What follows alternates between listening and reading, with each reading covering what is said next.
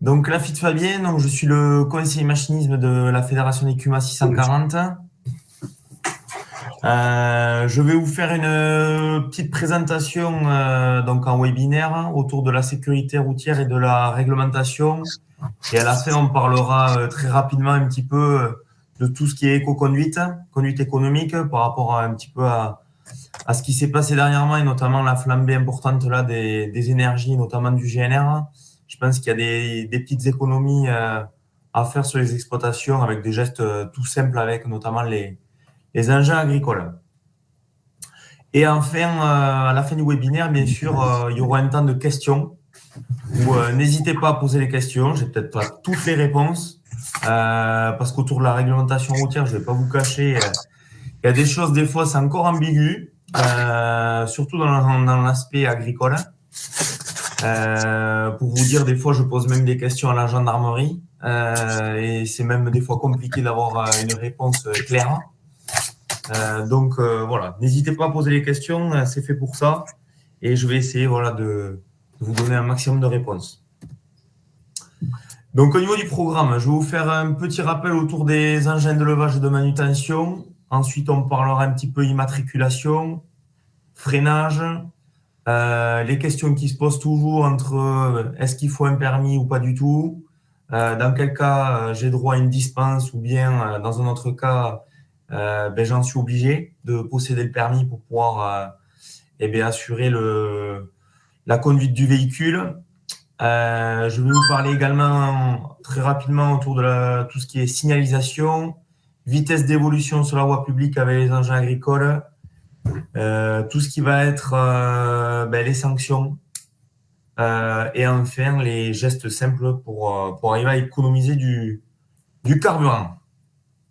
Alors, tout d'abord, sur les engins de levage, il faut savoir que depuis 1993, tout chef d'entreprise, un agriculteur, un entrepreneur de travaux agricoles, un responsable de CUMA, il doit procéder donc à une vérification générale périodique des engins de levage, donc que ce soit les chargeurs frontaux, les télescopiques, des nacelles, une chèvre d'atelier, un cric, une remorque élévatrice, etc.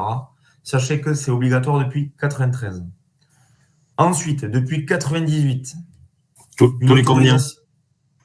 Tous les combien, je vais vous le donner après dans la prochaine diapo. C'est 6 mois ou 1 an, suivant les engins. Depuis 1998, une autorisation de conduite est nécessaire pour tout travailleur opérant sous la responsabilité d'un chef d'établissement, salarié, stagiaire, aide familiale, bénévole. Et également, il doit avoir en sa possession tout simplement des papiers où sont mentionnés donc la date d'autorisation et le type de chariot que la personne est chargée tout simplement de pouvoir manipuler. Et ensuite, depuis 2005, le chef d'établissement doit tenir à jour un carnet de maintenance de l'appareil. Donc ça, tous ces papiers-là sont obligatoires pour pouvoir être en règle. On parlera également CACES, parce que je sais qu'il y aura la question. Faut savoir que dès que vous êtes sous la responsabilité d'un employeur, l'autorisation de conduite, c'est le minimum et le strict minimum à avoir. Ensuite, il y a des employeurs qui exigent de passer le CACES. Le CACES, tout simplement, c'est un certificat qui permet de valider les aptitudes à pouvoir manipuler et conduire un engin d'une classe qui est vraiment spécifiée sur le contrat en fait, du salarié. Et ça permet de faire foi également dès lors que vous avez un accident ou un pépin aux yeux des assureurs, etc. Ça permet d'avoir un papier qui justifie également le fait que le salarié ait reçu la formation. Et la petite subtilité, c'est qu'un CACES, dès qu'un salarié rompt son contrat de travail avec une entreprise et qui va chez un autre, son CACES est valide pendant 10 ans et bien sûr, il doit le renouveler, alors qu'une autorisation de conduite, à la démission du salarié, l'autorisation de conduite, bien sûr, s'annule.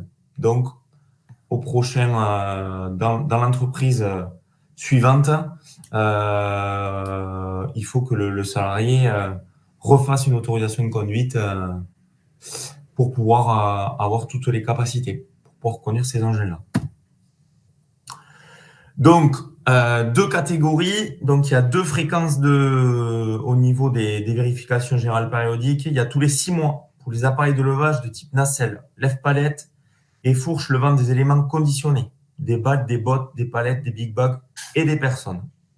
Et ensuite, c'est tous les ans pour tous les appareils de manutention levant des éléments en vrac, fumier, terre, céréales. Typiquement, c'est chargeur télescopique, chargeur frontal de tracteur. Coût de la prestation, c'est juste pour vous donner une petite indication. Donc, c'est 68 € hors taxe. Et il faut savoir que notre association Top Machine 640, qui fait partie intégrante de notre fédération, a la capacité d'assurer ce type de service.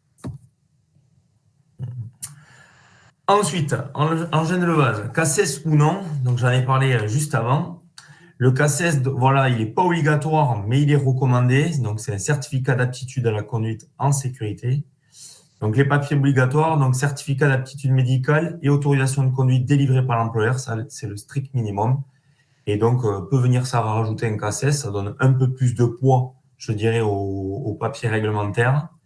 Et l'autorisation de conduite, donc c'est un certificat testant la validation des acquis et des compétences nécessaires pour évoluer avec un engin en toute sécurité. Et en l'occurrence, vous avez une photo qui l'illustre bien à droite. Par exemple, un chariot élévateur, ça en fait partie. Sur les immatriculations, je sais que là, il y a eu un gros chantier il y a de cela, il y a un an, maintenant, un peu plus d'un an, où il y a eu beaucoup de questions et je sais que beaucoup de personnes me posent des questions. C'est autour des immatriculations. Donc aujourd'hui, on différencie 3 grandes catégories qui doivent être immatriculées. La première que tout le monde connaît souvent, c'est les tracteurs. Ça, il n'y a pas de souci. Il faut savoir que les tracteurs, aujourd'hui, ils sont obligés d'être immatriculés avec une plaque nominative et propre à la machine, qu'on appelle le système SIV, système d'immatriculation à vie. Ça, c'est en place depuis le 15 octobre 2009. Je vous ferai les différents scénarios après pour un achat présent sur PAC ou un changement de machine avec un changement de propriétaire et une machine d'occasion. La deuxième catégorie, c'est ce qu'on appelle les MAGA. Les MAGA, c'est tout ce qui va englober moissonneuses-batteuses, les ensileuses, les automoteurs de traitement, etc. Et ensuite, la catégorie R&S, dont les PTAC sont supérieurs à 1,5 tonne. Donc, ça va être tout ce qui va être en fait semi-porté. Il va y avoir les rouleaux FACA, il va y avoir une benne agricole classique, un pulvé traîné, un déchômeur semi-porté, j'en passe. Si je prends le cas du tracteur, une personne qui a acheté un tracteur en 2010, il se doit aujourd'hui d'avoir en sa possession un barret rouge qui certifie l'homologation du produit. Grâce à ce barret rouge, il peut entamer une procédure d'immatriculation. Il a 2 façons, vous le verrez sur une diapo suivante, soit directement par le site de l'ANTS, donc qui est directement disponible en fait en ligne sur Internet, qui est l'Agence nationale des titres sécurisés, ou bien vous pouvez le faire directement chez un concessionnaire qui est agréé et qui vous le fait, moyennant à peu près un dividende qui est autour d'une centaine d'euros aujourd'hui pour faire une carte grise. Avec bien sûr l'obtention derrière donc du certificat d'immatriculation, donc de la carte grise, et qui vous donne directement le droit derrière de pouvoir faire tout simplement votre plaque avec le numéro apposé sur la machine. Je vais prendre le cas de la MAGA, c'est la même chose, mais depuis le 1er octobre 2010. Et enfin, tout ce qui est les remorques, les plateaux, etc. Donc la catégorie R&S, c'est depuis le 1er janvier 2013. Tout ce qui est antérieur à toutes ces dates-là. Il vous faut simplement un barret rouge avec une plaque ou un numéro d'exploitation. Hormis pour le tracteur où il vous faut le certificat d'immatriculation.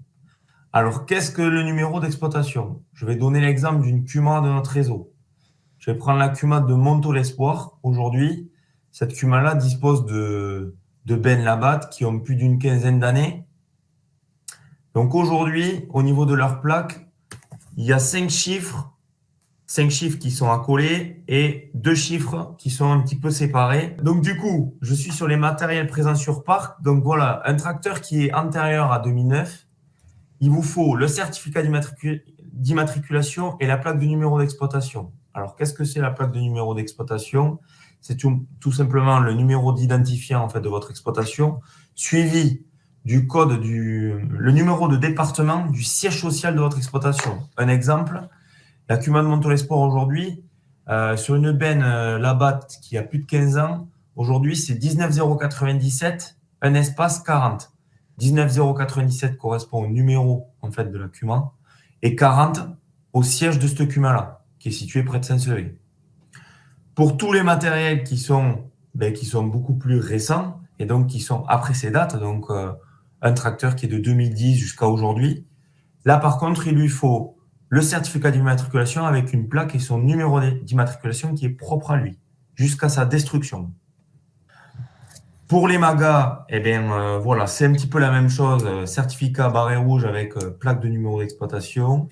Et pour catégorie R et S, c'est pareil, barré rouge plus plaque avec numéro d'exploitation. Bon, sachez que la présentation, là je vous la fais à l'oral avec une présentation là, en live, mais je pourrais vous les transférer, les diapos, il n'y a pas de souci. Le quad, pardon, excusez-moi, le quad rentre bien dans la catégorie MAGA. Le quad dans la catégorie MAGA, très bonne question. Le quad. Le quad, je poserai la question parce que c'est plus un engin de type motorisé comme les motos. Ouais. Donc, mais très bonne question. Je vais poser la question, le quad. Honnêtement, je n'ai pas la réponse. Je Il y a préfère une pas carte dire de grise. bêtises. Bien sûr qu'il y a une carte grise, mais dans quelle catégorie il rentre? Je pense que c'est plus dans les véhicules à moteur comme de type moto. Mais je poserai la question quand même.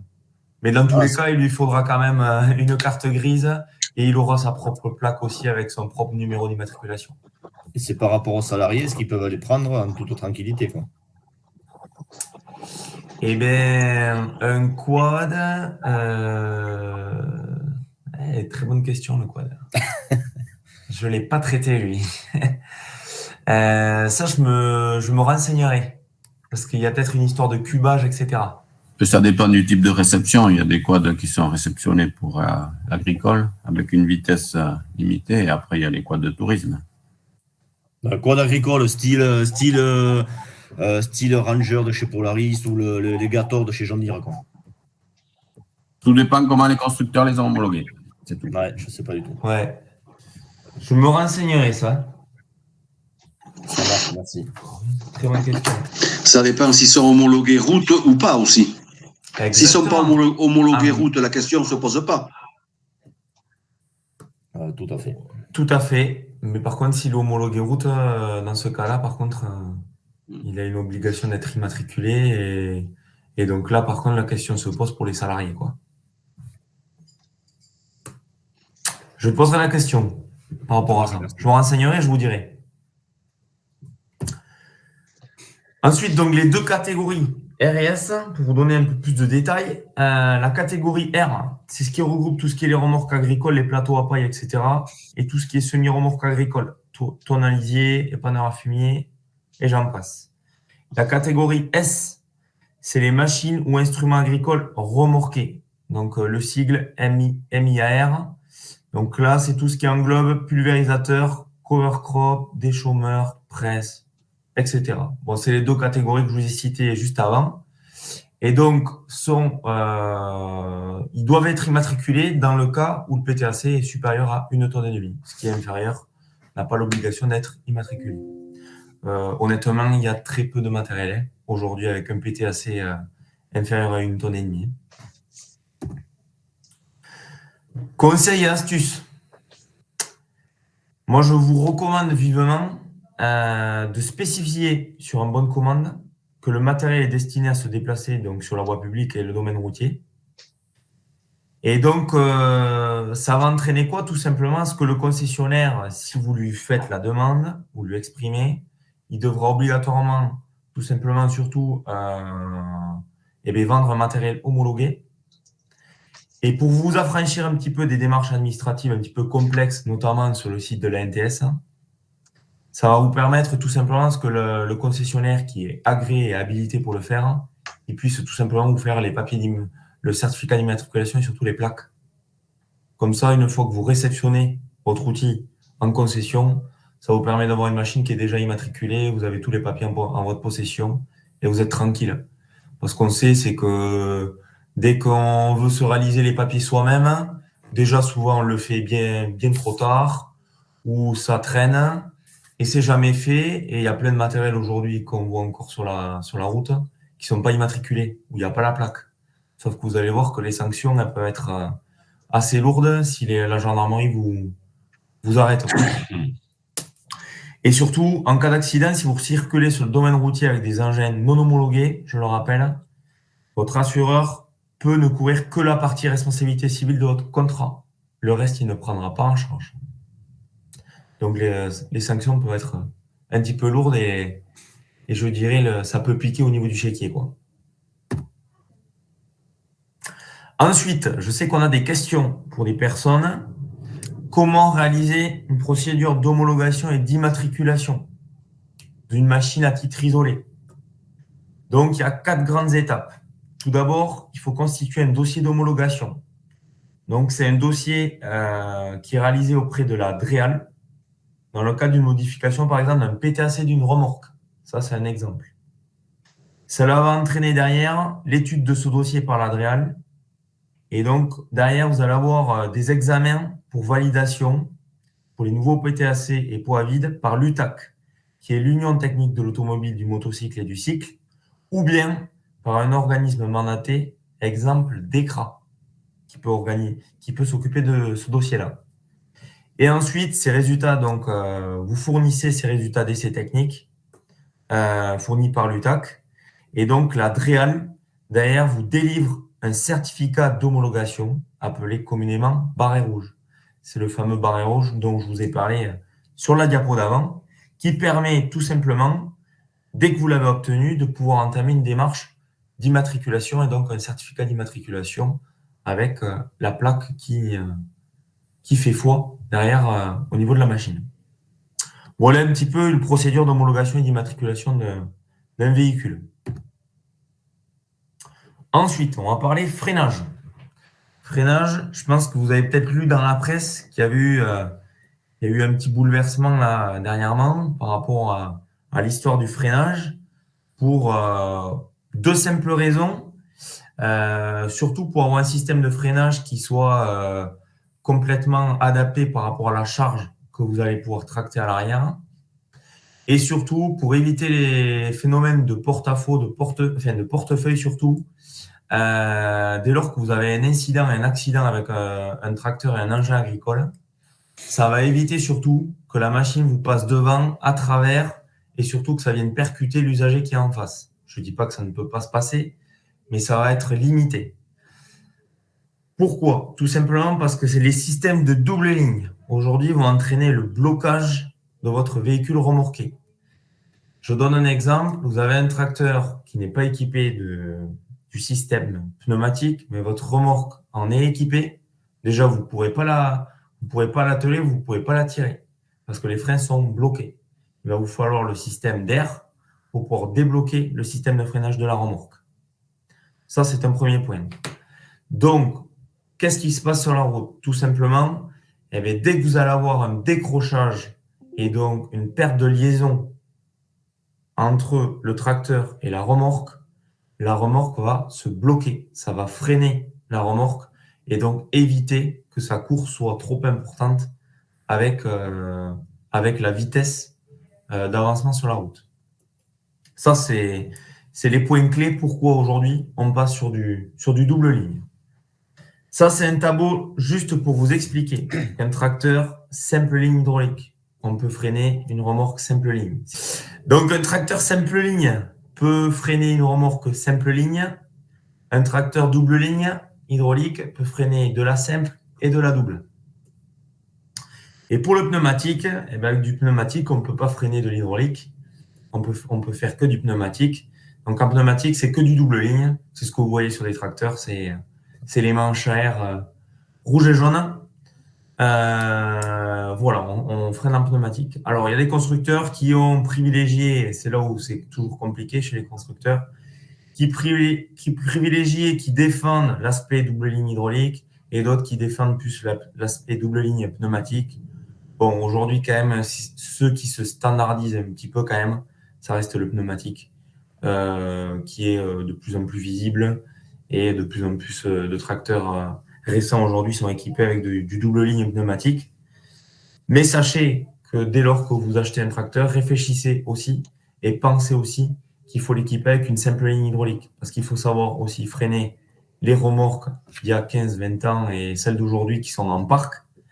Et également anticiper tous les équipements que vous avez peut-être achetés récemment ou bien qui vont s'investir dans les prochaines années et qui seront équipés, vous allez voir, soit de double ligne hydraulique, soit de double ligne pneumatique. Voilà. Et les machines agricoles automotrices MAGA et les tracteurs agricoles autorisés à tracter un véhicule non freiné, donc limite 1,5 tonnes pour les remorques et 3,5 tonnes pour les machines traînées, sont exclus. Voilà, à titre d'information. Alors, juste une petite question, excusez-moi. Ouais. Une batteuse qui va tracter une coupe. Oui. Qui fait plus d'1,5 tonne.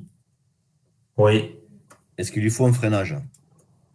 Eh bien, je crois que sur les batteuses, ça y est pas dessus. Non. Je n'ai jamais vu de système de freinage sur la batteuse. Peut-être que ça viendra. Peut-être que ça viendra. C'est comme l'aspect, par exemple, il y a un matériel dont je n'ai pas parlé juste avant. C'est, vous avez les charrues aujourd'hui qui sont semi-portées avec une roue de transport. Ça, dans ce cas-là, ce que j'explique à tout le monde souvent, c'est dès qu'il y a un système semi-porté avec des essieux et que ça fait plus d'1,5 tonne, il faut l'immatriculation. Mais par exemple, la charrue fait partie de ces exceptions-là. Ou une charrue semi-portée mono avec une roue de transport, on n'a pas à l'immatriculer. C'est un matériel qui est écarté par rapport à ça. Parce qu'il juge que c'est qu'une assistance au transport, cette roue-là.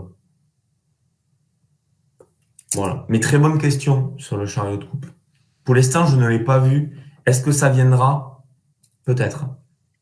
Je ne sais pas. Ok.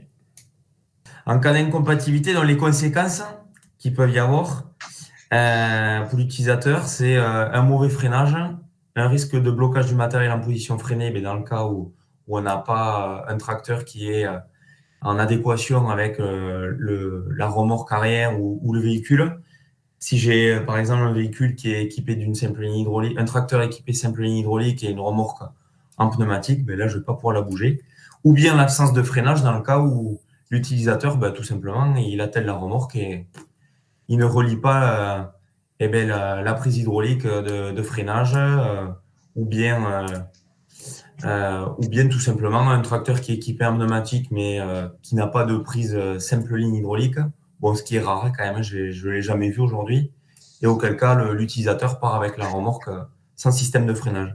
Sachez que c'est quand même hyper dangereux et surtout si vous êtes contrôlé, on est pareil soumis à des amendes et des lourdes sanctions.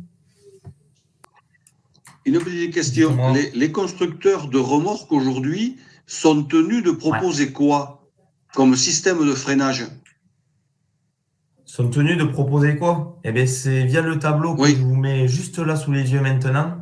Donc, vous avez un tableau donc avec l'aspect freinage hydraulique et l'aspect freinage pneumatique. Vous voyez tout simplement que les remorques aujourd'hui, pour l'instant, un constructeur, il a encore le droit de pouvoir commercialiser une remorque avec une simple ligne hydraulique, mais ça prendra fin au 31 décembre 2024. À partir du 1er janvier 2025, il aura l'obligation de commercialiser des remorques avec de la double ligne, soit hydraulique, soit pneumatique, ou bien il y en a qui ont réussi même, certains constructeurs, à combiner les deux technologies, à faire de l'hydraulique pneumatique. Mais sachant qu'une ligne hydraulique, si on a un pépin, il n'y a plus de frein, ça ok, flexible équipette. Ah, tout à fait. Ça peut arriver, mais pourquoi sur une ligne, on branche en ligne pneumatique, pourquoi il faut un double freinage, sachant que S'il y a un tuyau qui pète, la remorque se met en rupture. Parce qu'il y a un freinage de service et il y a un freinage d'urgence. D'accord. Tout simplement. Voilà. Pourquoi? Et donc voilà l'histoire du double ligne. Et donc vous voyez que derrière, en fait, finalement, on va arriver que sur du double ligne, à la fois sur tracteur, remorque, machine traînée. Et donc sur machine traînée et les remorques, tous les constructeurs auront l'obligation de passer à la double ligne à partir du 1er janvier 2025. Et c'est écrit sur l'aspect tracteur entre 2018, donc là on est en pleine période aujourd'hui, jusqu'à 2024. Il est autorisé jusqu'au 31 décembre 2024 de commercialiser un tracteur équipé d'une simple ligne hydraulique uniquement en complément d'une double ligne hydraulique ou pneumatique. Voilà. Donc un tracteur aujourd'hui, c'est presque d'office que vous ayez de la double ligne plus de la simple ligne hydraulique. Voilà. Mais c'est logique aussi parce qu'il vous faut freiner le matériel ancien, entre guillemets, que vous avez aujourd'hui en parc, et les nouveaux qui vont arriver, ou bien ceux qui sont fraîchement arrivés dans l'écumage, chez les entrepreneurs, ou même chez vous sur vos exploitations. Ah, mais à partir de 2025, il y aura quand même le simple ligne, là. On dirait que c'est interdit dans ton tableau, là. Le constructeur aura l'interdiction de commercialiser une machine équipée d'une simple ligne. Mais en 2025, on aura encore le droit de freiner une remorque avec une simple ligne hydraulique. Ah, tout matériel neuf, quoi. Ah oui, voilà. Okay. C'est tous les matériels neufs. Voilà, c'est ça. Et quel que soit le tonnage. Une benne de, je vais dire de bêtises, parce que peut-être on n'en utilisera plus, mais des petites bennes de 5 tonnes ou 10 tonnes. Oui. Une benne de 5 tonnes. Pneumatique. Ou hydraulique. Ou hydraulique. Ouais. Pas le choix. À partir du moment où le PTAC est supérieur à 1,5 tonne, on sera obligé d'avoir du double ligne. L'hydraulique simple sera périmée pour les constructeurs à partir de 2025. Tout à fait. Quel que soit le tonnage. Tout à fait. Et B. Et oui. Le matériel ne va pas baisser encore. Non, mais tu as des radars petits. Les petits, ben.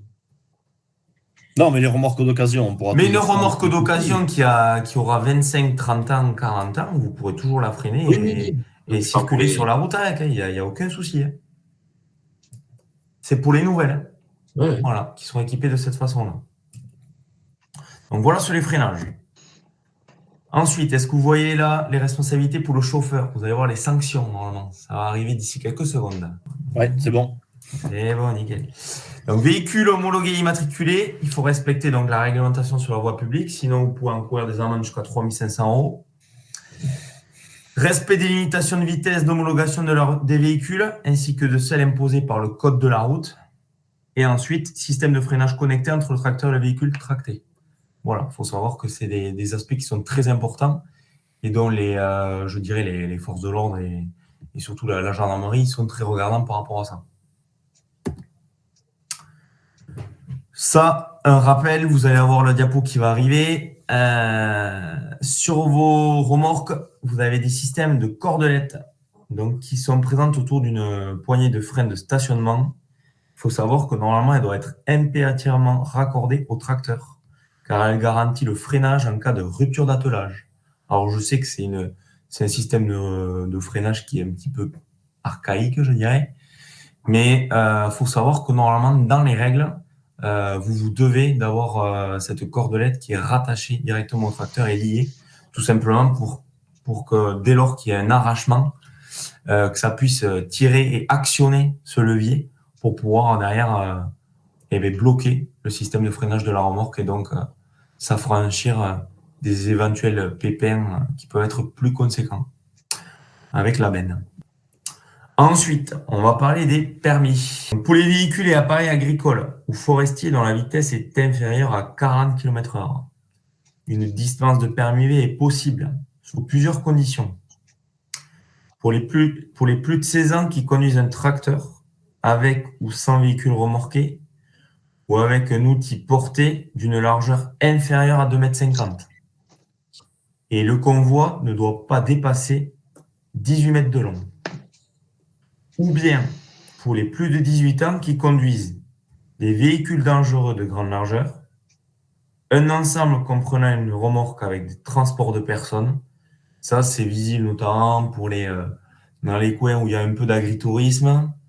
Je prends un exemple, par exemple, de notre territoire, vers le Baïgoura, au Pays Basque, par exemple. Ils montent les touristes dans une bétaillère avec un tracteur. Et par exemple, ça concerne ce type de matériel-là. Ou ensemble de matériel remorqué.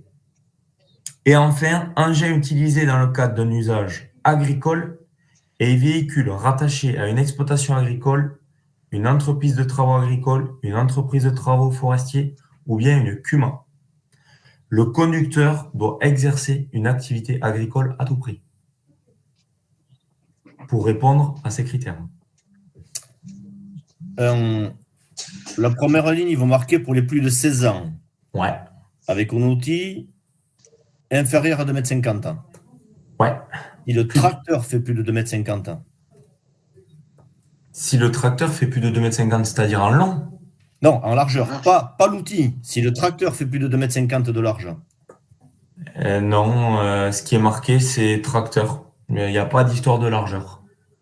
Parce que nous, on s'est renseigné. Moi, j'ai eu le cas d'un petit jeune de 16 ans que je me suis fâché avec. Ouais. Il me soutenait qu'il pouvait conduire des grandes largeurs sur la route. Et quand je me suis renseigné MSA ou alors le lycée agricole, si le tracteur fait plus de 2,50 m, il lui faut 18 ans. Plus de 2,50 m de large à la voie? Oui. Ah, d'accord. Moi, c'est ce qu'on m'a répondu. Voilà, donc vrai ou pas vrai, quoi. Ok. Je vérifie ça. Pareil. Bon, c'est surtout l'outil à l'arrière. Ça, c'est sûr. C'est moins de 2,50 m. Donc, des chômeurs 3 mètres, c'est cuit. On ne peut pas lui laisser véhiculer l'ensemble sur la route. Il faut qu'il ait plus de 18 ans dans un cas comme ça. Mais ok, je note. Plus de 2,50 m de largeur, même pour le tracteur, pour un plus de 16 ans. Ok. Et ça, c'est le lycée agricole qui vous l'a dit? Oui. De Mugron? R, maison familiale. De la MFR? Ok. Oui. Très bien. Je note. J'irai regarder aussi, j'irai fouiller. Ensuite, remorque transport de personnes. Bon, ça, c'est à titre indicatif. Mais le conducteur doit être âgé donc, de 18 ans au minimum. Les sièges doivent être fixes et aménagés. 30 cm du sol, 40 cm de large, avec un dossier de 50 cm. Et il doit avoir une remorque unique, fermée sur ses 4 côtés et équipée d'un moyen d'accès. Voilà, ça c'est pour vraiment les transports de personnes. Bon, ça concerne très peu de gens, hein, ça. Dispense de permis B pour un usage agricole uniquement, je le précise. Ont le droit de conduire les véhicules sans permis B pour un usage agricole, le chef d'exploitation, un entrepreneur, une aide familiale, un retraité cotisant à la MSA, les salariés agricoles en CDI, CDD, saisonniers, stagiaires, ou bien autres exploitants en activité dans le cadre d'une entraide. C'est tout.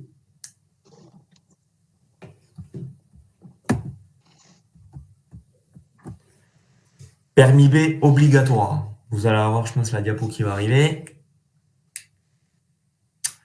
Le permis B devient obligatoire dans le cadre d'un usage non agricole ou bien un engin agricole qui est non rattaché à une exploitation agricole, une ETA, une ETF ou une CUMA, ou bien pour de la prestation non agricole réalisée par une ETA, une CUMA ou un exploitant agricole. Dans ces 3 configurations-là, vous êtes obligé d'avoir la personne en possession du permis B. B ou C? B. D'accord. Je précise. Dans les équipements obligatoires sur un tracteur, vous avez donc toute la liste ici qui est mentionnée avec les équipements facultatifs mais conseillés. Donc feu de route, feu de brouillard, feu de position, etc. Bon, on la passe rapidement parce qu'aujourd'hui les tracteurs, souvent ils en sont équipés. Donc il n'y a pas de souci. Mais sachez aussi que on ne peut pas téléphoner au volant d'un tracteur. L'alcoolémie, c'est les mêmes règles que pour tout simplement pour nous, usagers de véhicules de type voiture, fourgon ou autre titulaire d'un permis B. Donc, on est sur les mêmes réglementations. Sachez aussi que la ceinture de sécurité va peut-être devenir obligatoire sur les tracteurs. Ça se justifie aussi par les niveaux de vitesse aujourd'hui avec lesquels on peut évoluer avec un tracteur. Je vous invite également aussi à avoir des extincteurs sur véhicule. C'est très important, notamment dès lors qu'on a des problèmes, des incidents et surtout des problèmes d'incendie sur engin. Il y en a chaque année. Il n'y en a pas que dans les zones comme la Beauce, etc., sur des feux de batteuse. Il y en a également par ici, par chez nous, avec des feux au niveau des engins de broyage, notamment des broyeurs à axes verticaux, horizontaux. Il y en a eu encore très récemment, notamment chez des entrepreneurs, mais aussi dans le document. J'ai un exemple en date. Panneaux de signalisation, notamment des triangles, dès lors que vous avez des problèmes et un incident sur la route. Je vous invite à en avoir également, et un gilet jaune. Voilà un petit peu au niveau de la signalisation. Ensuite, concernant les sanctions. Ouais. Les sanctions. Les sanctions dès lors que vous n'avez pas la signalisation. 135. Ouais. Non, 135 je vois téléphone interdit, oreillette, Bluetooth. 135 €, 3 points. J'ai entendu dire qu'on a des points du moment que le permis B n'était pas obligatoire. Vrai ou faux? Vrai. Vrai, ouais, tout à fait. Il n'y a pas de retrait de points sur un véhicule. On prenait que l'amende, mais il ne pouvait pas toucher aux points. C'est vrai, c'est ça. C'est vrai. Je témoigne. Ouais. Non, mais c'est sûr parce que du coup comme on ne touche pas au permis dans le sens où le permis B il n'est pas obligatoire dans une utilisation comme ça. Par contre, si je suis sur un usage non agricole, là dans ce cas-là, on va toucher au permis B puisque c'est le permis B en fait qui fait foi. Oui, qui est obligatoire. Qui protège entre on est bien d'accord. Et ouais, tout à fait. Voilà. Bon, après, je vous déconseille de téléphoner quand même. Ensuite, au niveau des longueurs d'outils, signalisation obligatoire donc par panneau avec une longueur maximale de 12 mètres. Un panneau rayé rouge et blanc si outils de moins de 4 mètres et 2 panneaux si longueur dépassant les 4 mètres. Vous avez donc ici un exemple avec un ensemble, une charrue portée frontale et arrière. C'est un exemple d'un convoi et d'un ensemble. Pour être en règle, vous voyez qu'il vous faut donc 2 panneaux puisque tout simplement on est par exemple sur la machine arrière avec une longueur donc de 1 à 7 mètres. Vous voyez qu'on a 2 panneaux parce que ça fait plus de 4 mètres. Et dans un cas où l'outil fait moins de 4 mètres, c'est un panneau maximal. Un panneau rayé rouge et blanc. C'est pour ça, il ne faut pas les négliger. Je sais que certains, des fois, les escamotent ou les démontent sur des coaircrops ou autres, parce que ça les gêne, notamment quand ils font des manœuvres en bord de parcelle, parce qu'il y a un fourré, etc. On a tendance à pas faire gaffe. On les plie, etc. Mais bon, faire attention, au pire, s'il faut les démonter ou autre. Vous les démontez ou vous voulez remonter au bout du champ, je sais que c'est jamais fait. Mais il faut y veiller parce que c'est important aussi d'avoir de la visibilité sur la route et surtout d'être en règle par rapport à ça. Ensuite, salissement de la voirie. Que faut-il faire? On sait que on a des campagnes des fois un petit peu pluvieuses avec bien sûr on va venir souiller la route avec les engins agricoles dès lors qu'on sort des parcelles, dès qu'on est sur des opérations de préparation de sol, labour et autres, ou même d'opérations de récolte. Bon, sachez que nettoyer la route après l'usage et le passage des outils, c'est presque obligatoire, je dirais, c'est très recommandé. Pourquoi? Pour éviter tout simplement les incidents et les accidents qui peuvent se passer derrière au niveau des usagers. Et donc, au niveau de la réglementation, qu'est-ce qui s'y passe? Il faut signaliser, contacter le gestionnaire de la voie et nettoyer dès que possible, dès lors que vous souillez la route avec de la terre, du fumier ou autre. Les gestionnaires des voies, il y en a 3. Il y a les routes communales, c'est les centres techniques municipaux qui assurent la gestion. Les routes départementales, c'est le département. Et enfin, les routes nationales, c'est la direction interrégionale des routes. Les sanctions financières, sinon balisage et non nettoyage de la chaussée, elles peuvent être comprises entre 1 500 et 3 000 euros d'amende. Et en cas d'accident, c'est la responsabilité civile qui intervient. Ça, c'est un exemple en dessous du schéma. Le responsable, c'est le véhicule qui met la terre sur la route. Par contre, c'est le. Bien sûr, oui. Voilà. Et C'est bien pas sûr. le propriétaire du chantier, quoi. Non, c'est celui qui bien sûr sort avec le véhicule et qui est propriétaire du véhicule. C'est lui qui a souillé la route. Ok. Voilà.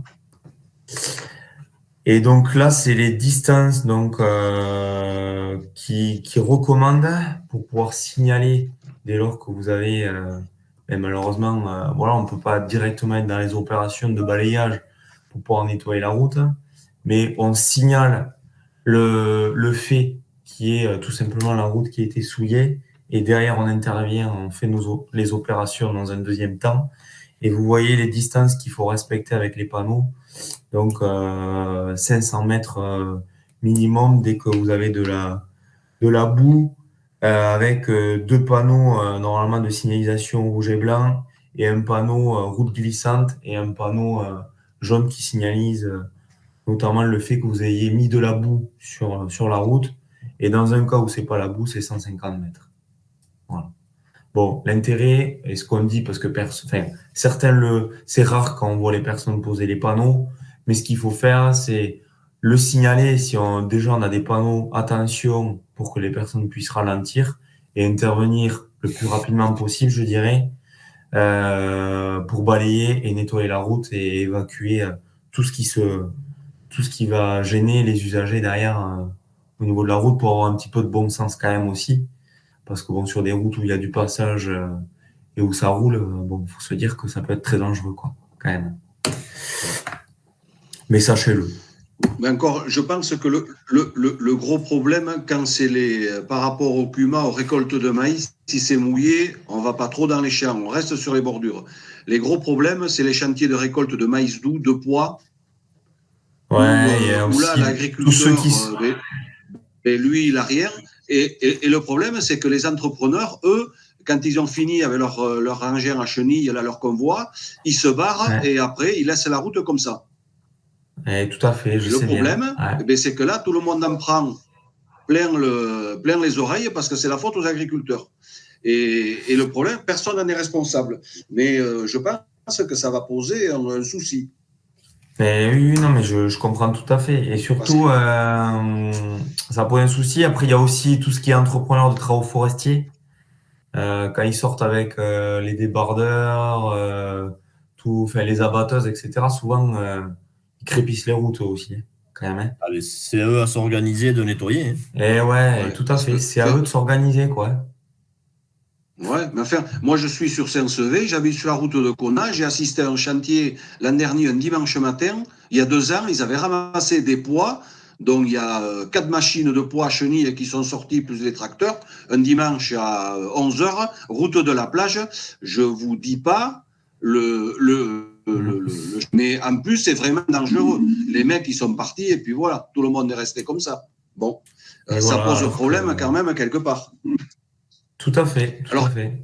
Qu'après, vous derrière, si vous passez, si vous laissez un peu de boue sur la route, tout le monde est mis au banc des accusés. Mais bon. Complètement. Non, mais c'est tout à fait ça. Après, il faut aussi, je pense, qu'il y ait du bon sens. Bon, je sais que c'est pas toujours facile pour les chauffeurs de bateaux, que ce soit en CUMA ou bien un chauffeur en ETA, de réaliser l'opération de nettoyage direct après. Ou bien qu'ils s'entendent au moins avec l'agriculteur pour lui dire, bon, attends, on va souiller la route.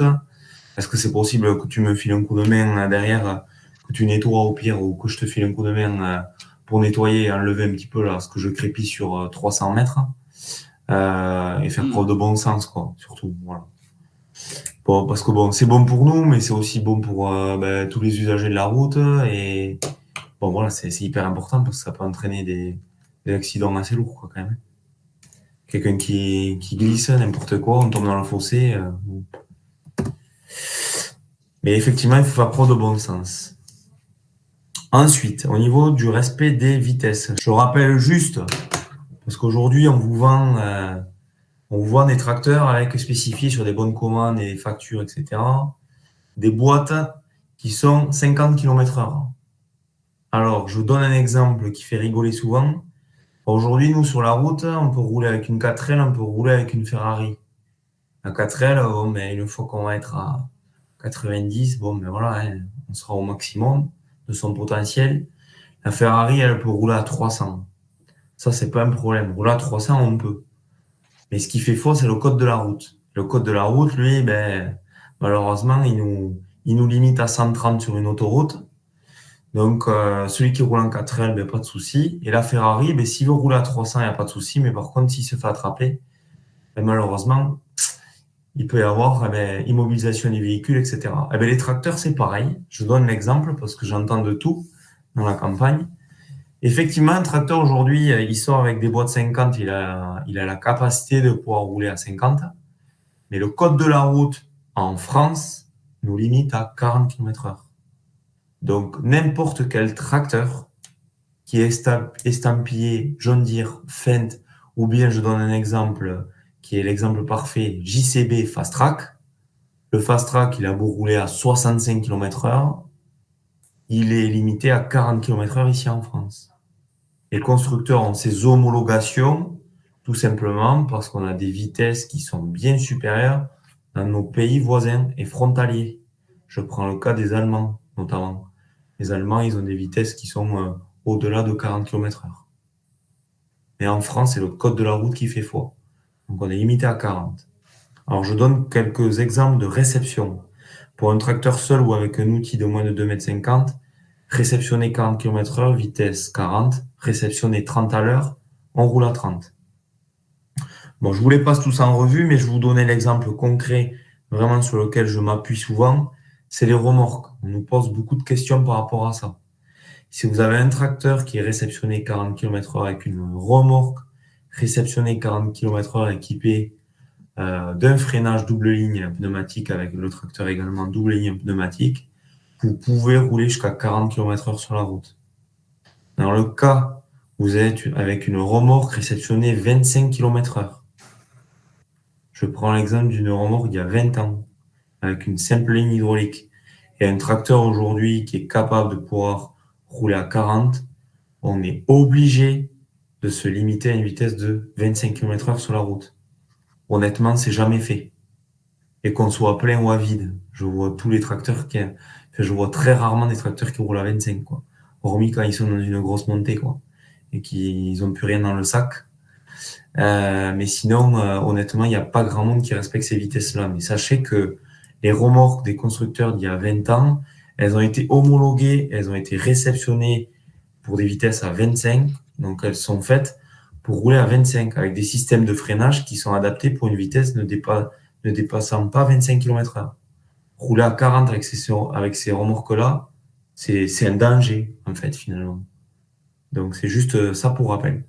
Et ensuite, tout ce qui est la catégorie MAGA, donc moissonneuse, ensileuse, automoteur, etc., c'est suivant la réception que vous avez de la machine, vous pouvez aller à 40 ou à 25. Et enfin, chargeur télescopique, c'est une réception de tracteur. Par contre, faites gaffe à la réception que vous avez, parce que ça peut être 25 ou 40 km/h selon le constructeur. Voilà, ça il faut y veiller, ou il faut demander vraiment la réception au concessionnaire pour qu'il vous le précise. Mais respectez bien ces vitesses.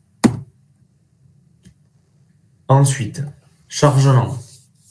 Il y a plusieurs abréviations d'apposer sur vos machines et notamment sur les plaques. On va parler de PTA, on va parler de PTAC. Qu'est-ce que le PTA? Donc, c'est le poids total roulant autorisé. Donc, c'est le poids à vide du tracteur, plus le poids à vide de la remorque, plus le poids réel du chargement. Le PTAC, lui, c'est le poids à vide de la remorque, plus la charge utile maximale de la remorque. Et ensuite, il y a la masse autorisée par le code de la route. Donc, c'est le poids à vide tracteur, plus le PTAC de notre remorque. Quel chiffre retenir entre le PTA et la masse autorisée par le code de la route? Mais finalement, c'est le plus petit qu'on retient. Donc, je vais vous donner des explications, vous allez voir. Donc, quelles sont les règles? La masse de chaque véhicule composant le convoi ne doit jamais dépasser le poids total autorisé en charge, le PTAC, indiqué sur le certificat d'immatriculation du véhicule ou de la remorque. Ça, c'est la première règle. Ensuite, la masse totale du convoi ne doit pas excéder le poids total roulant autorisé, mentionné sur la carte grise du véhicule tracteur. Je précise. Et vous verrez que dans les PTRA tracteurs, on va retrouver du 40 tonnes et du 44 tonnes aujourd'hui. La masse supportée par un essieu, elle est de 13 tonnes au maximum. On ne peut pas excéder un tonnage supérieur. Pour les remorques et autres appareils remorqués, si l'ensemble, pour un ensemble jusqu'à 4 essieux, la masse maximale autorisée est de 38 tonnes. Pour 5 essieux et plus, c'est 50 tonnes. Poids réel des remorques, semi-remorques ou machines remorquées ne peut dépasser 4,5 fois le poids vide du tracteur. Ensuite, au niveau du report de charge sur le piton d'attelage, il doit être inférieur à 3 tonnes pour du piton classique anneau et ça va jusqu'à 4 tonnes pour des boules d'attelage, pour des rotules de type K80, type Charmuller, que certains connaissent peut-être. K80 qu'on appelle, on peut aller jusqu'à 4 tonnes de report de charge. Et ensuite, un point de vigilance, il faut être très vigilant par rapport à l'homologation réelle du véhicule et des données écrites sur le certificat barré rouge. Voilà, il faut y faire gaffe. Aujourd'hui, je ne dis pas que les constructeurs mettent des subtilités au niveau de leur homologation produit, mais ça peut être le cas sur certains appareils. Donc, faire gaffe par rapport à ça. Mais ce qu'il faut retenir là, en gros, c'est 13 tonnes à l'essieu, surtout qu'il faut bien veiller au PTRA de notre tracteur pour respecter derrière les masses. Vous verrez derrière, à travers les diapos qui vont suivre.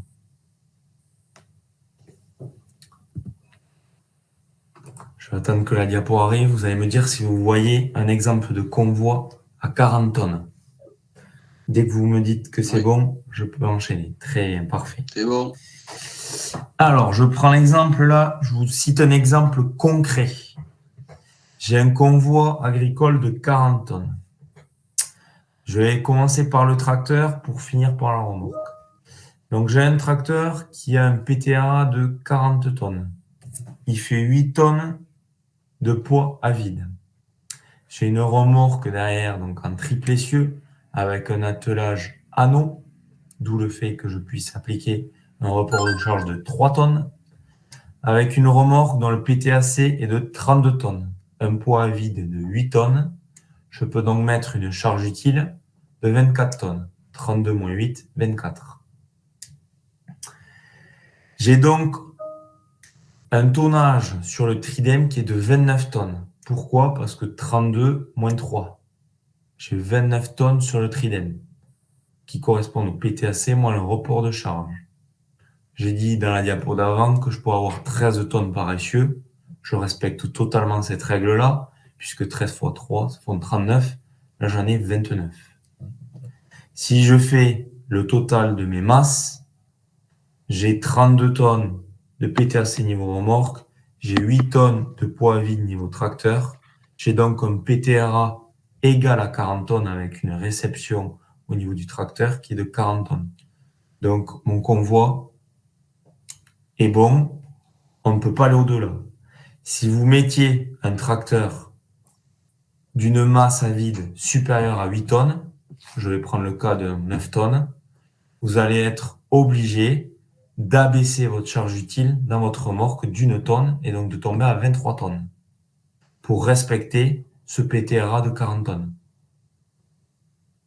Donc ça veut dire qu'avec un tracteur plus lourd, il faudrait que je diminue ma charge utile pour que le convoi ne dépasse pas les 40 tonnes. Ça, c'est pour le 40 tonnes. Donc ça, c'est assez simple. Vous allez voir que pour le 44, la législation française est toujours un petit peu plus compliquée. On est toujours un peu... on se complique un peu la tâche, on va dire. Là, je suis sur un exemple de convoi en 44 tonnes avec un PTRA de 44 tonnes au niveau tracteur. Vous allez voir que c'est beaucoup plus compliqué à comprendre, la démarche. Je vais prendre le cas d'un tracteur donc, qui pèse 13 tonnes à vide avec un report de charge qu'on peut avoir soit avec de l'anneau ou bien du charmulaire, donc 3 à 4 tonnes de report de charge. J'ai toujours la même remorque avec un PTAC de 32 et un poids à vide de 8 tonnes et donc une charge utile donc, qui va varier suivant le poids à vide de mon tracteur qu'on aura devant puisqu'on pourra mettre que 22-23 tonnes à l'intérieur. Je vais vous expliquer pourquoi. L'article 312 du Code de la route précise que lorsqu'un véhicule articulé, un train double ou un ensemble composé d'un véhicule à moteur et d'une remorque circule entre 40 et 44 tonnes et comporte un groupe de 3 essieux, la charge totale supportée par ce groupe ne doit pas dépasser 27 tonnes. Pour rappel, sur la diapo d'avant, je m'étais autorisé d'avoir 29 tonnes sur le tridem de ma remorque. Je suis sur un PTRA donc, de 44 tonnes.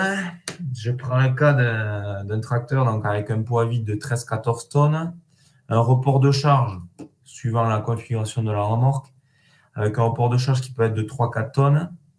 Vous allez voir que les masses vont varier au niveau de la charge utile, puisqu'elle va être plus que de 22-23 tonnes, et un poids sur le tridem qui est de 27 tonnes. Je vais vous expliquer pourquoi. Dans l'article donc, du Code de la route, quand on est en 44 tonnes, la charge totale supportée par ce groupe, elle ne peut pas dépasser 27 tonnes au niveau du tridem. Chose que sur une configuration en 40 tonnes, je pouvais monter jusqu'à 29 tonnes sur le tridem sans problème.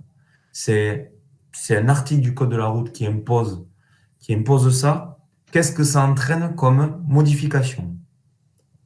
Eh bien, tout simplement, dès lors qu'on va se retrouver avec 27 tonnes sur le tridem, et on va prendre le cas d'un report de charge où je suis avec un attelage de type charmelaire, donc un report de charge qui est de l'ordre de 4 tonnes, ça va entraîner tout simplement un abaissement de ma charge utile dans la remorque pour pouvoir respecter ces masses.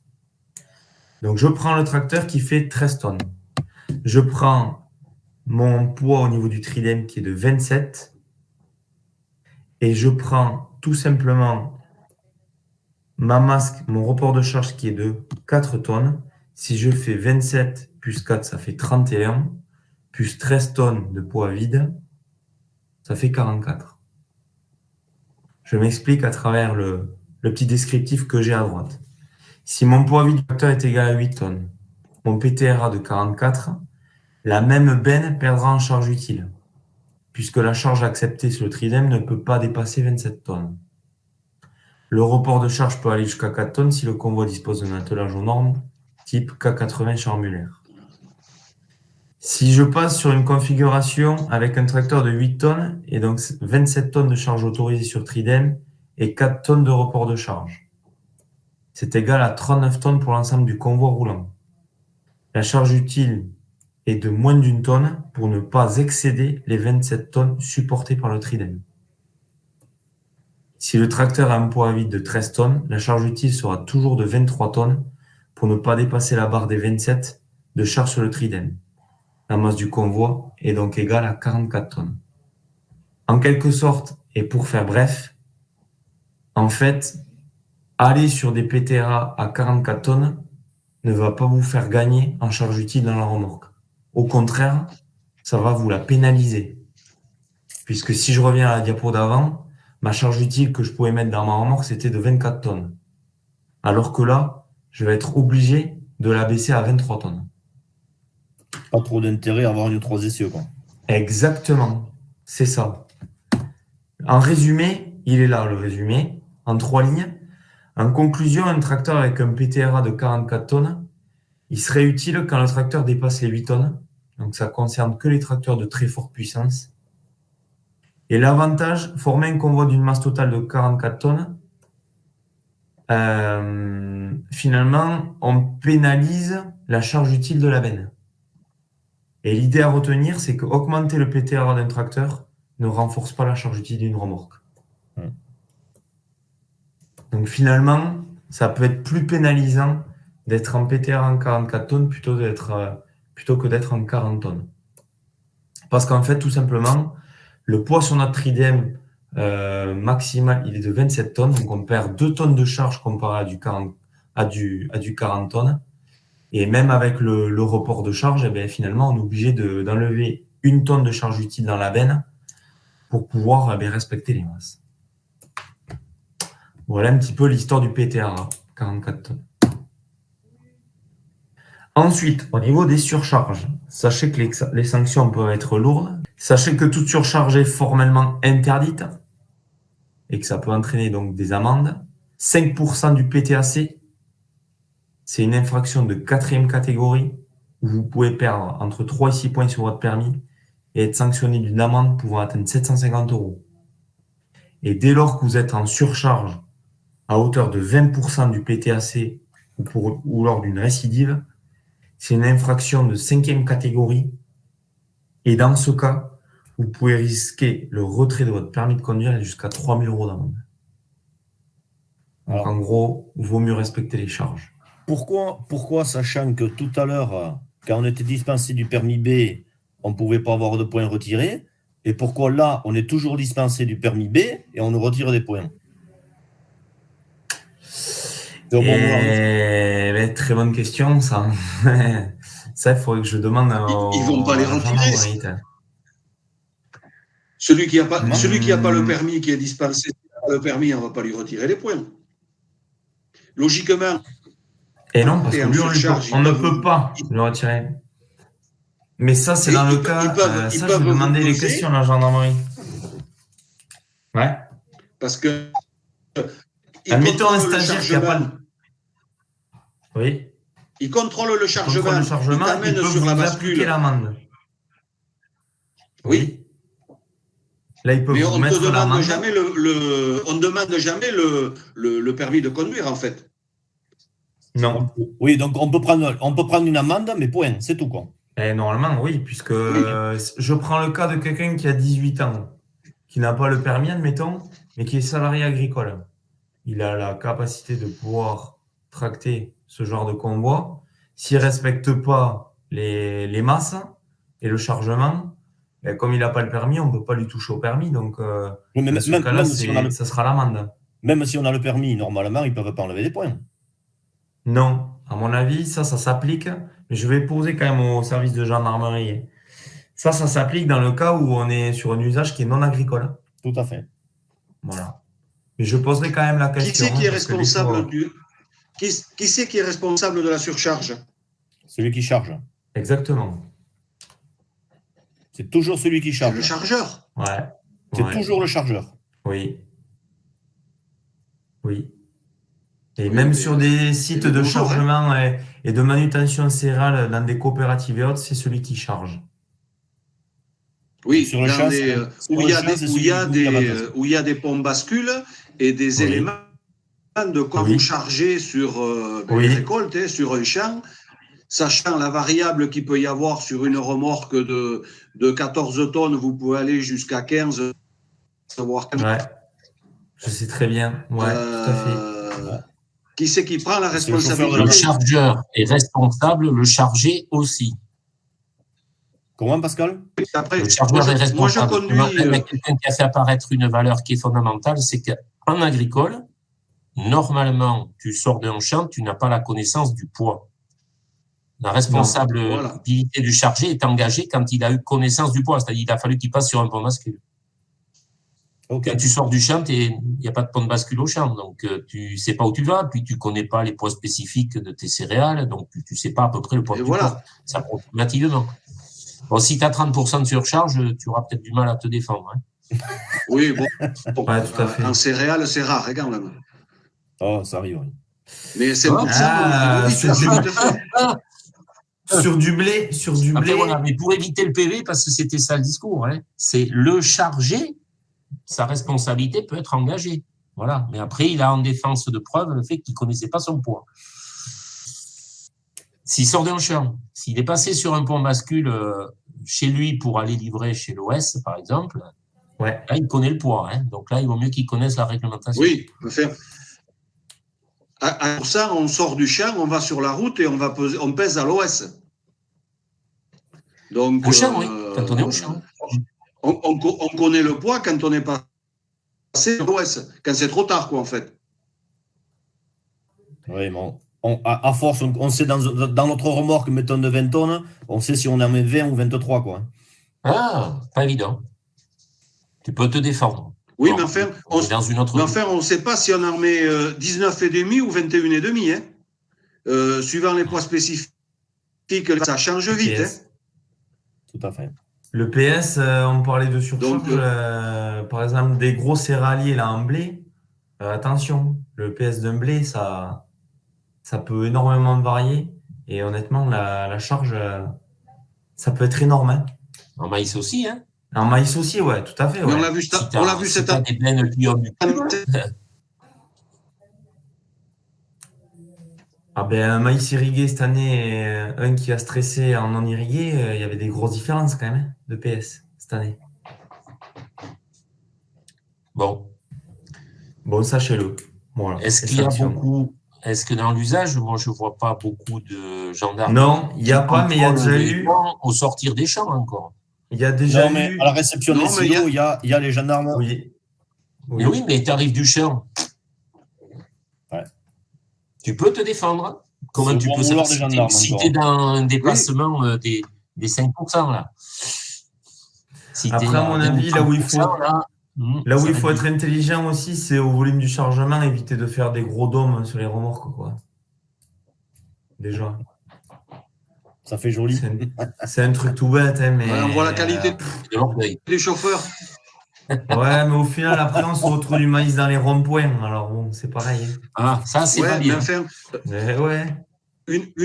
Une année comme cette année, avec des maïs à 20 ou 21 d'humidité, il n'y a pas de dôme sur les remorques parce que ça ne tient pas, mais on a quand même des surcharges. Hein. Ah, tout à fait.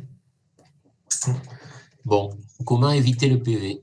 Mais la surcharge, elle est fréquente. Hein. Voilà. Je préfère le dire. 90% des cas. Exactement. Hein? 90% des cas. Oh oui, je suis presque sûr. Ah oui. Bon. Franchement, oui. Oui, parce que quand vous achetez une remorque, vous achetez toujours une remorque avec le cubage le plus grand. Et il y a des fois, il y a des différences de cubage suivant le tonnage. Donc, et après, entre le propriétaire qui vous dit non, mais moi j'ai des kilomètres à faire, charge-moi bien la remorque. Voilà, hein, on y arrive vite. Hein. C'est ça.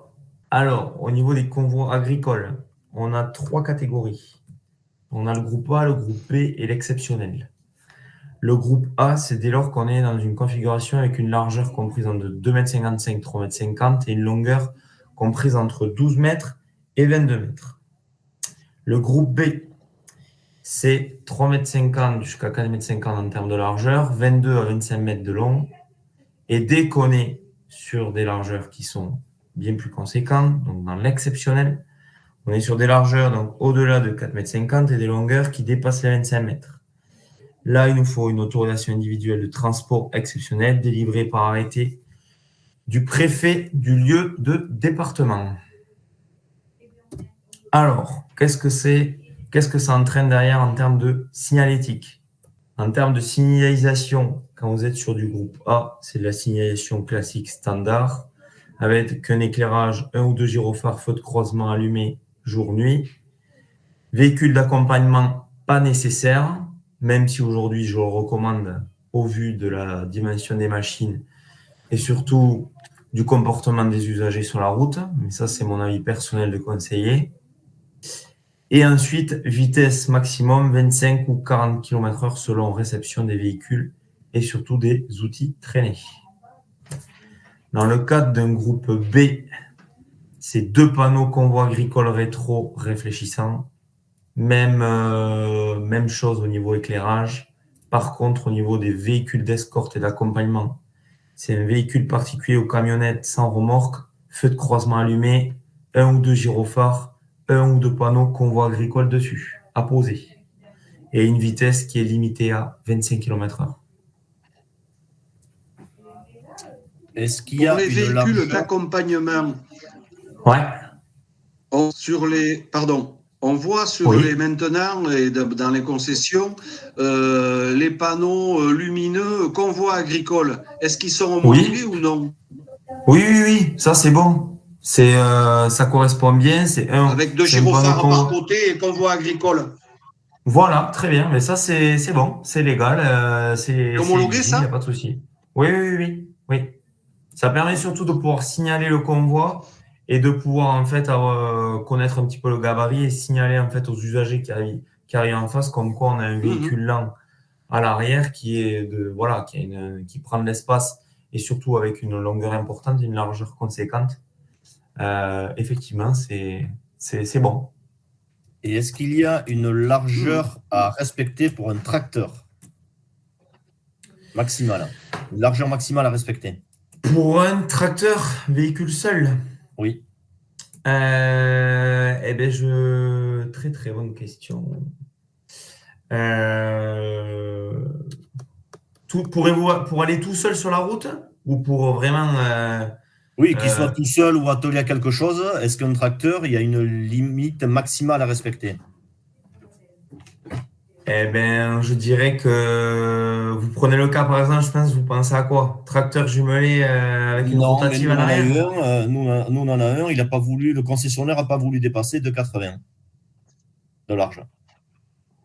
Il n'a pas voulu dépasser 2,80. Moi, pour habiter près d'une concession, je dirais que oui, parce que je vois chez John Deere, les tracteurs qui sont un peu larges, ils mettent des extensions de feu rouge et feu de position.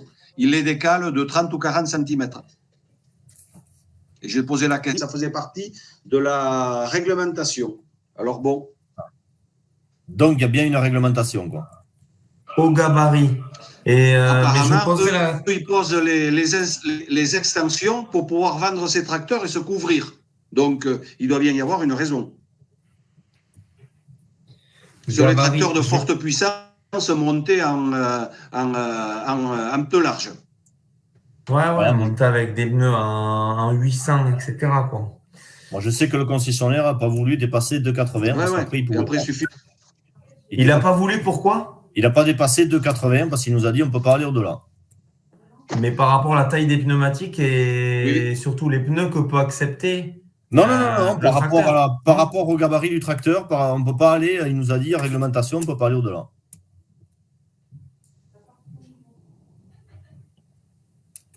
Je poserai la question, ça quand même. Quoi que non. Je poserai la question, ça. Gabarit d'un tracteur. Je note 2,80. C'est ça, 2,80? Ouais. Ok. Très bonne question.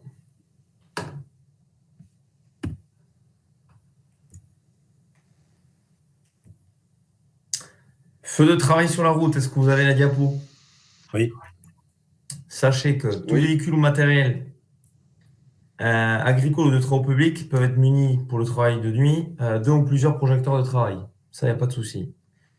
Le fait pour tout conducteur de faire usage de ces appareils sur les voies ouvertes à la circulation publique dans des conditions autres que le travail de nuit, donc sur le champ, est puni d'une amende prévue pour les contraventions de 4e classe. En gros, il ne faut surtout pas circuler avec les projecteurs feu de travail sur la route. Tout simplement parce que vous pouvez éblouir tous les usagers qui arrivent en face avec les véhicules. Et donc derrière, tout simplement l'éblouir, donc du coup obstruer un petit peu la visibilité du conducteur en face, quoi, dans le véhicule, et donc derrière, c'est sujet aux accidents.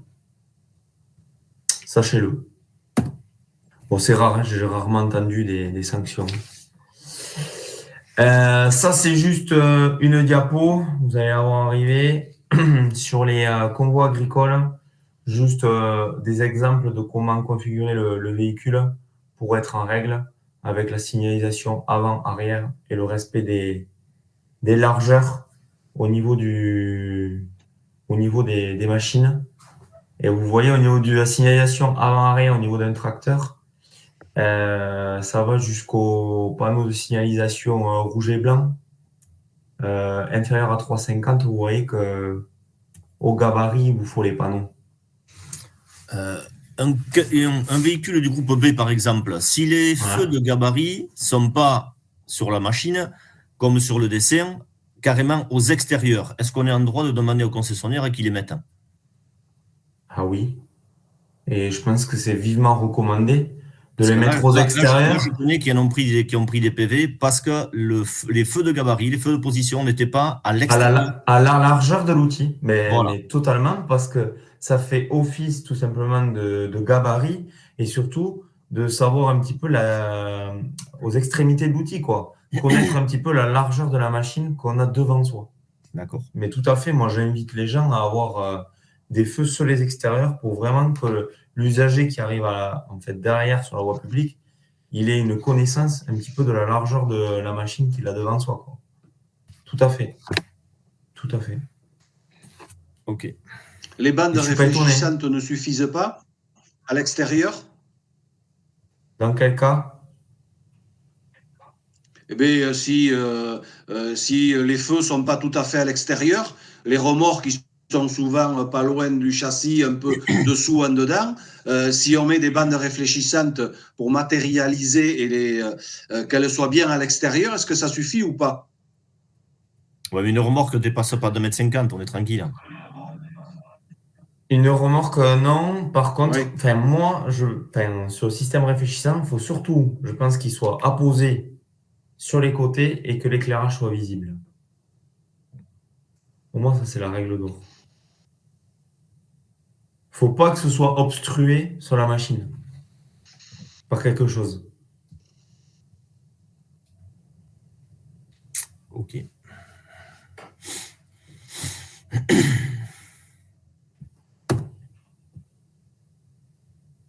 Ensuite, l'accompagnement d'un convoi de type B. Est-ce que vous voyez la diapo avec les 3 machines et les 3 batteuses? Oui. Vous avez le droit de convoyer 3 convois maximum. Si circulation sur route à chaussée séparée, une voiture pilote placée à l'arrière du convoi. Obligatoire. Un responsable de convoi doit être nommé. Il doit être capable de parler et de lire en français. Il est responsable de la sécurité des usagers de la route et du convoi. Et bien entendu, il se doit de respecter le code de la route et la réglementation sociale.